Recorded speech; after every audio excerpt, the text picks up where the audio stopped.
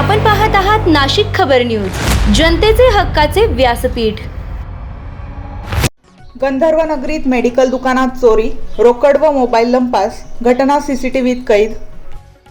नाशिक शहरातील उपनगर पोलीस ठाणे हद्दीतील गंधर्व नगरी परिसरात बुधवारी पहाटे अज्ञात चोरट्यांनी मेडिकल दुकान फोडून रोकड आणि मोबाईल लंपास केल्याची घटना उघडकीस आली आहे। गंधर्व नगरी येथील भोळे मेडिकल या दुकानाचे शटर वाकवून चोरट्यांनी आत प्रवेश केला।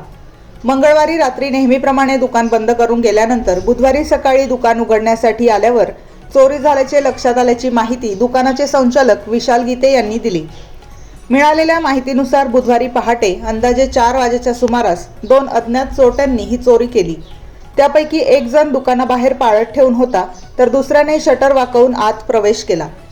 दुकानातील रोकड रक्कम आणि मोबाईल फोन चोरून दोघांनी घटनास्थळावरून पळ काढला।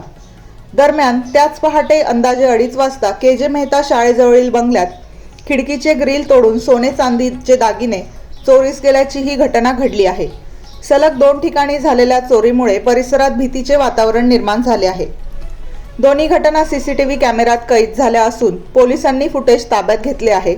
उपनगर पोलीस ठाण्यात गुन्हा दाखल करण्याचे काम सुरू असून पुढील तपास सुरू आहे।